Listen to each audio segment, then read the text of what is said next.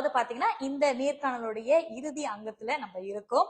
சரி doctor, doctor Swaminathan அவர்களுக்கு அதாவது பாத்தீங்கன்னா தமிழ் சங்கத்தின் மலாக்கா தமிழ் சங்கத்தின் மேலாள் தலைவர், அது மட்டுமின்றி இப்பொழுது பாத்தீங்கன்னா மலாக்கா மணிப்பால் மருத்துவக் கல்லூரியில் பேராசிரியராக இருக்கிறார். ரொம்ப ரொம்ப நன்றி ரத்தோ. இன்னைக்கு காலையில் எழுந்து இன்னைக்கு ஒரு நல்ல தகவல் நம்ம சொல்ல போறோம் மக்களுக்கு அப்படின்னு சொல்லி அருமையான தகவல்களை நீங்கள் நம்ம மக்களுக்கு கொடுத்திருக்கீங்க. அந்த வகையில் நம்ம சிஐசி சார்பாக உங்களுக்கு எங்களுடைய மனமார்ந்த நன்றிகளையும் நாங்க தெரிவித்துக் கொள்கிறோம். சரி டாக்டர், நீங்க கடைசியாக நம்ம மக்களுக்கு இந்த ஒரு விஷயத்தையும் சரி சிஐசி பற்றியும் சரி என்ன சொல்ல ஆசைப்படுறீங்க கண்டிப்பா பகிர்ந்துக்கலாம்.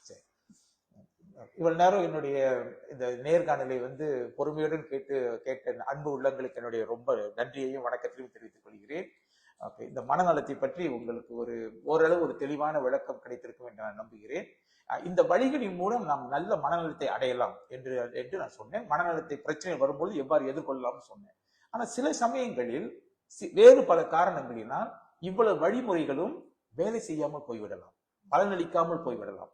இப்ப எல்லாருமே இந்த வழிமுறைகளை பயன்படுத்தி நல்ல ஆரோக்கியத்தை பெற்றுட்டீங்கன்னா அப்ப எனக்கு என்ன வேலை, அப்ப எனக்கு அப்புறம் வருமானம் வராம அது அந்த பிரச்சனை இருக்கு. ஆகவே ஒரு சிலருக்கு ஒரு சில காரணங்களினால் இந்த மனநல பிரச்சனைகள் இந்த வழிவழியினால் தீர்வு செய்ய முடியாமல் போகலாம்.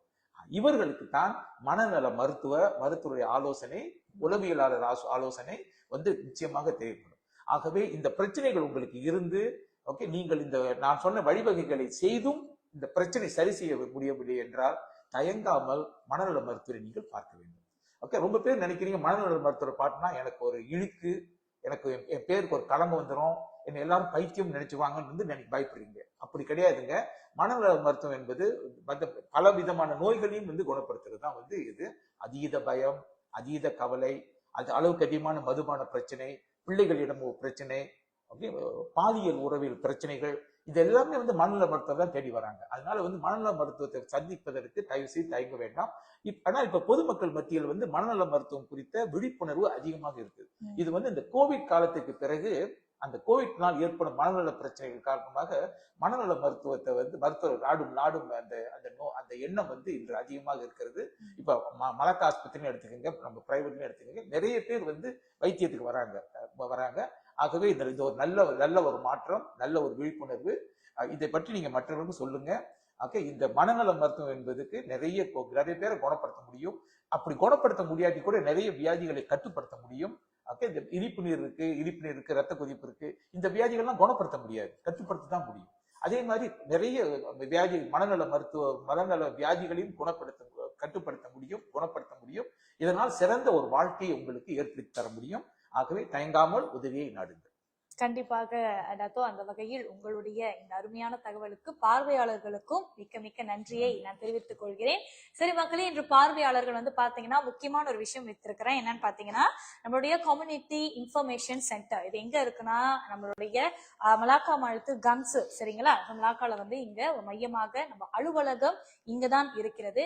யாருக்கெல்லாம் பாத்தீங்கன்னா அப்படின்னா என்ன அர்த்தம் அப்படின்ற விஷயங்கள் எல்லாம் நம்ம அடுத்தடுத்த வீடியோல உங்களுக்கு சொல்ல போறோம். அது மட்டுமின்றி அரசாங்கம் ஏற்படுத்தி கொடுக்கும் பல்வகையான உதவிகள், சரிங்களா, நம்மளுடைய இந்தியர்களுக்கான உதவிகள் என்னென்ன விஷயங்கள்லாம் செய்யறாங்க அப்படின்றத நீங்க இங்க இருந்தே உங்களுக்கு வழி நடத்தி செல்வார்கள். சரி, அந்த வகையில நீங்க எப்படிலாம் இந்த சமூக வலைத்தளங்களை எங்கள் நாள்லாம் நீங்க பாத்தீங்கன்னா நம்மளுக்கு ஃபேஸ்புக் இருக்கு, அதாவது முகநூல் கம்யூனிட்டி இன்ஃபர்மேஷன் சென்டர்னு நீங்க கண்டிப்பா அங்க லைக் பண்ணி ஃபாலோ பண்ணலாம்.